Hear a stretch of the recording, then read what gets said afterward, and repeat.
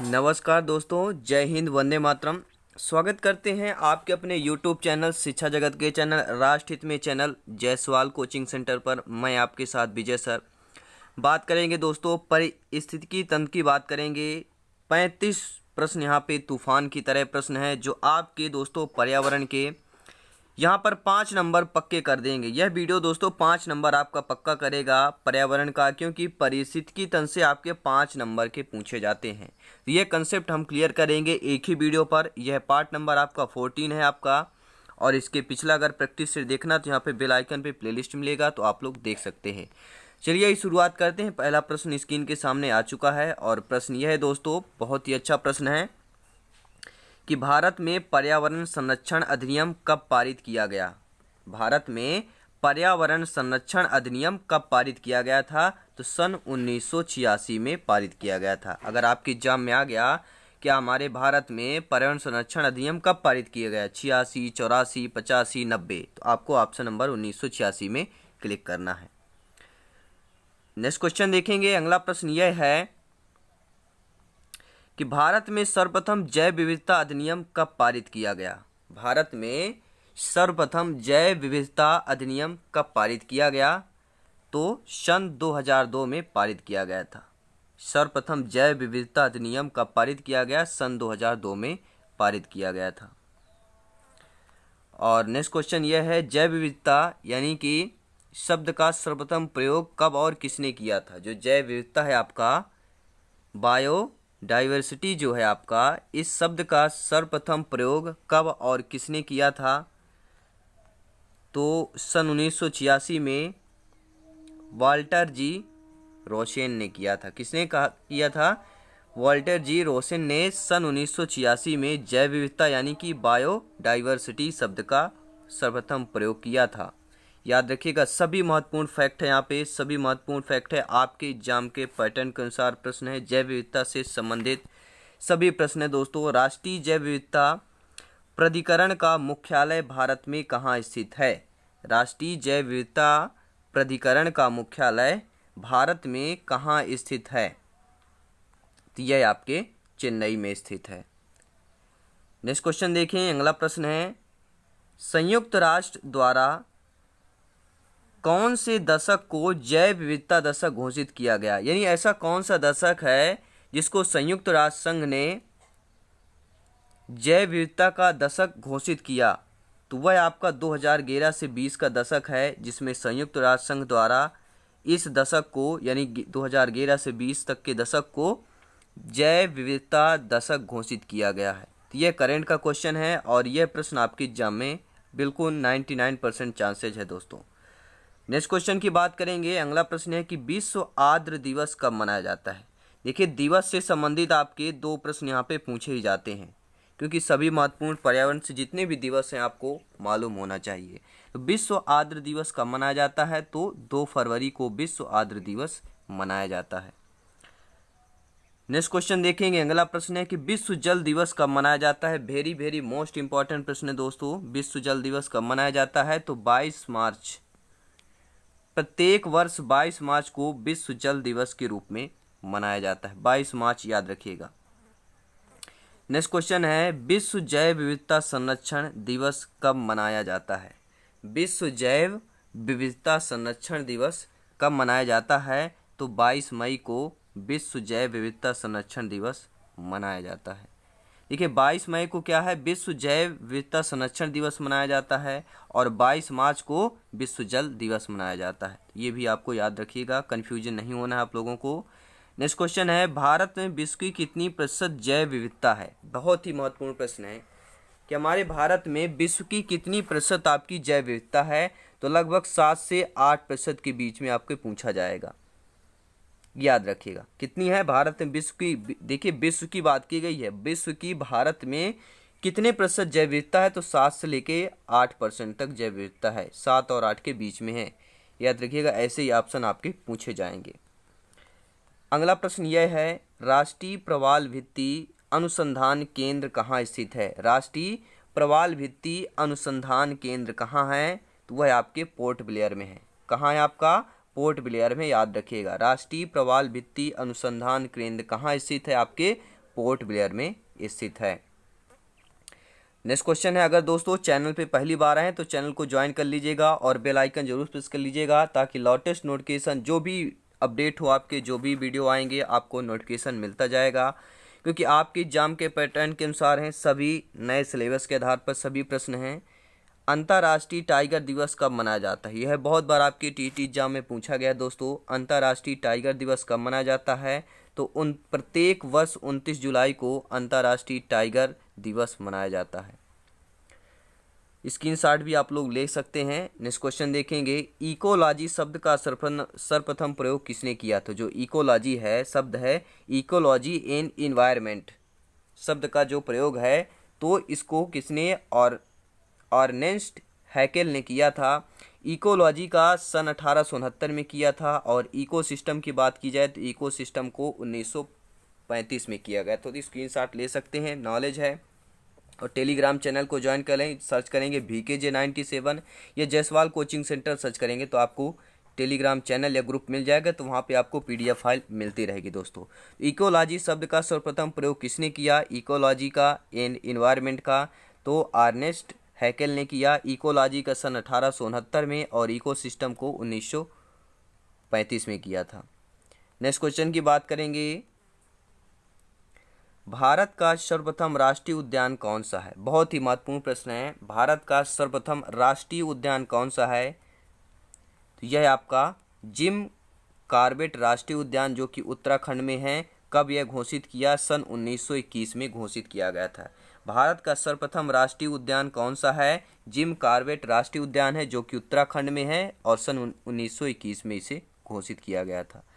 अगला प्रश्न है कि भारत का सर्वप्रथम राष्ट्रीय उद्यान कौन सा है? वही आपका जिम कॉर्बेट राष्ट्रीय उद्यान है और उत्तराखंड है। इसे 1921 में प्रतिस्थापित किया गया था। प्रश्न यह है, भारत का राष्ट्रीय जैविक उद्यान कहाँ स्थित है?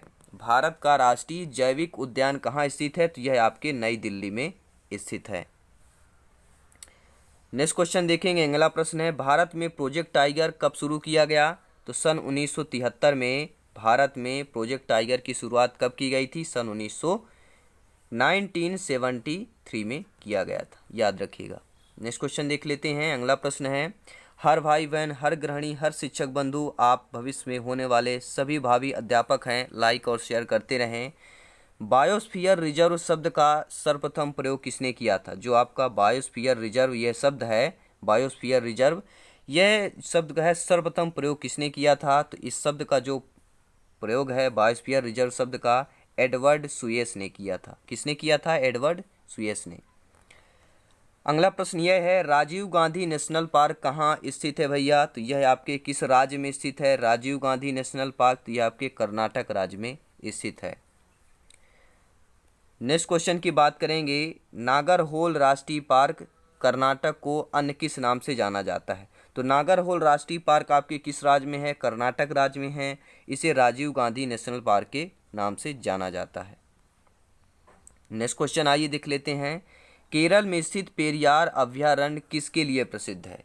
देखिए, पेरियार अभयारण्य किस राज्य में है? आपके केरल राज्य में है। किस लिए प्रसिद्ध है? जंगली हाथियों के लिए प्रसिद्ध है। बहुत बार यह एग्जाम में पूछा जाता है कि पेरियार अभयारण्य किसके लिए प्रसिद्ध है? जंगली हाथियों के लिए प्रसिद्ध है और किस राज्य में है? केरल राज्य में है। नेक्स्ट क्वेश्चन देखेंगे, यहाँ पर अगला प्रश्न है, और जो भी भाई बहन, जो भी अध्यापक, आप भाभी होने वाले अध्यापक हैं, जितने भी बच्चे अगर नए आ रहे हैं तो सब्सक्राइब करना मत भूलिएगा। नंदा देवी जैव मंडल आरक्षित क्षेत्र किस राज्य में स्थित है? नंदा देवी जैव मंडल आरक्षित क्षेत्र आपके उत्तराखंड राज्य में स्थित है, याद रखिएगा। नेक्स्ट क्वेश्चन आइए देख लेते हैं। अगला प्रश्न स्क्रीन पर आ चुका है और प्रश्न यह पूछा जा रहा है कि शीत मरुस्थल यानी कि कोल्ड डिजर्ट जैव मंडलीय आरक्षित क्षेत्र किस राज्य में स्थित है? शीत मरुस्थल जैव मंडलीय आरक्षित क्षेत्र किस राज्य में है? तो यह आपके हिमाचल प्रदेश में, जहाँ ज़्यादा बर्फीला पड़ता है, यहाँ का मौसम भी शीत रहता है, इसीलिए शीत मरुस्थल यहाँ पे नाम भी दिया गया है कि शीत मरुस्थल कहाँ है? आपके हिमाचल प्रदेश में है।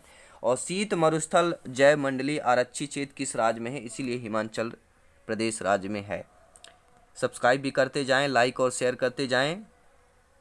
प्रश्न यह है दोस्तों, भारत में हाथी परियोजना कब शुरू किया गया था? वेरी वेरी मोस्ट इंपॉर्टेंट प्रश्न दोस्तों, यह आपके बहुत ही पारिस्थितिकी तंत्र से यह प्रश्न बहुत ही अच्छा पूछा जाता है। भारत में हाथी परियोजना की शुरुआत कब की गई थी? तो सन 1992 में की गई थी। हाथी परियोजना की शुरुआत कब? सन 1992 में की गई थी, 1992 में किया गया था। नेक्स्ट क्वेश्चन यह है, किसे भारत में पारिस्थितिकी का जनक कहा जाता है? दोस्तों पारिस्थितिकी का पार्ट चल रहा है, पूरा चैप्टर लेकर चल रहे हैं इसका, तो ये तो क्वेश्चन बनता है कि जो आपकी भारत में पारिस्थितिकी का जनक किसे कहा जाता है? तो आर मिश्रा को कहा जाता है। ठीक है, इंग्लिश से भी आ सकता है आर मिश्रा, या आपके हिंदी से आर्यम आ सकता है। ठीक है, तो आर मिश्रा होंगे आपके भारत के पारिस्थितिकी जनक। कौन है आपके? आर मिश्रा हो जाएंगे। नेक्स्ट क्वेश्चन की बात करेंगे। अगला प्रश्न यह है, पारिस्थितिकी के अनुकूल पर्यटन क्या कहलाता है? यानी पारिस्थितिकी के अनुकूल पर्यटन क्या कहलाता है? इसे क्या कहते हैं? इको टूरिज्म कहते हैं। क्या कहते हैं भैया? इको टूरिज्म कहते हैं। पारिस्थितिकी के अनुकूल पर्यटन क्या कहलाता है? इको टूरिज्म कहलाता है। बहुत बहुत बार दोस्तों यह एग्जाम में पूछा भी गया प्रश्न है। और प्रश्न यह है, सबसे बड़ा मानव निर्मित पारिस्थितिकी तंत्र। अब तक का मोस्ट वेरी इंपॉर्टेंट प्रश्न है दोस्तों कि सबसे बड़ा मानव निर्मित पारिस्थितिकी तंत्र कौन सा है? तो कृषि पारिस्थितिकी तंत्र है, जिसे हम एग्रो इकोसिस्टम बोलते हैं। किसे? एग्रो इकोसिस्टम यानी कृषि पारिस्थितिकी तंत्र सबसे बड़ा मानव निर्मित पारिस्थितिकी तंत्र है। नेक्स्ट क्वेश्चन आइए देख लेते हैं। अगला प्रश्न यह है, बहुत ही महत्वपूर्ण प्रश्न है कि ऊर्जा का वह समृद्ध स्रोत जो कभी वायु प्रदूषण का कारण नहीं बन सकता है। यानी ऐसा आपको ऊर्जा का स्रोत बताना है, समृद्ध स्रोत, ये भी ध्यान देखना है। ऊर्जा का ऐसा समृद्ध स्रोत आपका सौर ऊर्जा कहलाता है। ऊर्जा का समृद्ध स्रोत सौर ऊर्जा कहलाता है, और यह ऐसी ऊर्जा है जो वायु प्रदूषण के कारण नहीं बन सकती है, क्योंकि इससे वायु प्रदूषण का कोई कारण, कोई खतरा नहीं है, ना ही कोई खतरा हो सकता है, ना होने वाला है। नेक्स्ट क्वेश्चन है, उत्पादक और ऊर्जा को किस ऊर्जा में बदलने का कार्य करते हैं? जो उत्पादक होते हैं वह सौर ऊर्जा को किस ऊर्जा में बदलने का कार्य करते हैं? तो वह रासायनिक ऊर्जा में बदलने का कार्य करते हैं। उत्पादक जो होते हैं सौर ऊर्जा को रासायनिक ऊर्जा में बदलने का कार्य करते हैं। अगला प्रश्न आइए देखते हैं, जीवों के कुल वजन के प्रति यूनिट को क्या कहा जाता है? जीवों के, जो जीव के कुल वजन होता है उसके प्रति यूनिट को क्या कहते हैं? उसे ही आपको बायोमास कहा जाता है। जीवों के कुल वजन के प्रति यूनिट को ही बायोमास कहा जाता है। नेक्स्ट क्वेश्चन देखेंगे, किस जीव को किसान का मित्र कहा जाता है? बहुत ही बार यह पूछा गया प्रश्न, और यह पारिस्थितिकी तंत्र का बेस्ट क्वेश्चन है। बहुत बार एग्जाम में पूछा गया है और कई प्रकार से पूछा जाता है यह प्रश्न। तो जीवों के किसान का मित्र आपके केचुआ को बोला जाता है।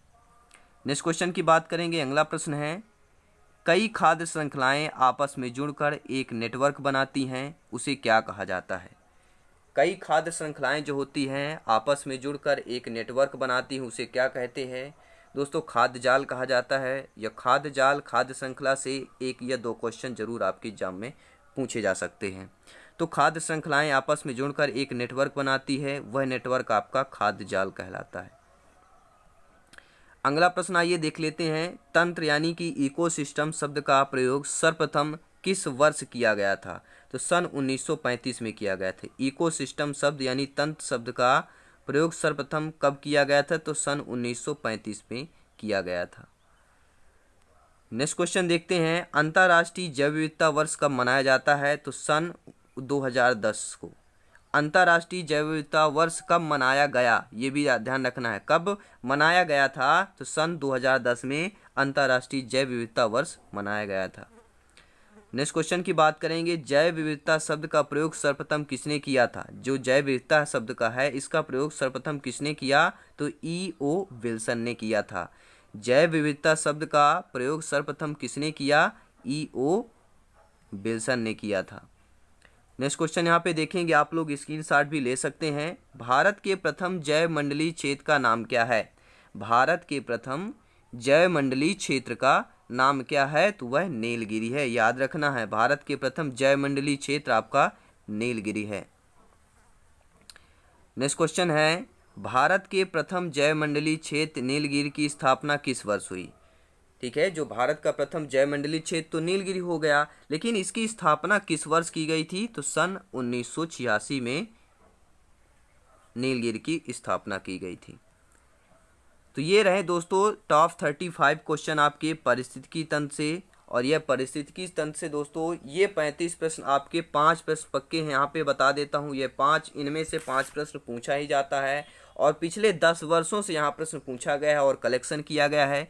वीडियो पसंद आया हो तो लाइक और शेयर जरूर कर दें, और चैनल पे पहली बार आएँ तो सब्सक्राइब करना मत भूलिएगा, क्योंकि यहाँ पर लेटेस्ट नोटिफिकेशन के साथ साथ आपके एग्जाम के पैटर्न के अनुसार, सिलेबस के अनुसार यहाँ पर प्रश्न लेके आते हैं। एनसीईआरटी के पैटर्न पर होते हैं, जो एग्ज़ाम में आपको 120 प्लस का स्कोर टारगेट करने में बहुत ही हेल्पफुल होंगे, और ज़रूर आप ये स्कोर ज़रूर क्रैक करेंगे। चलिए मिलते हैं नेक्स्ट क्लास में। जय हिंद, वंदे मातरम, हंसते रहिए, मुस्कुराते रहिए। धन्यवाद साथियों।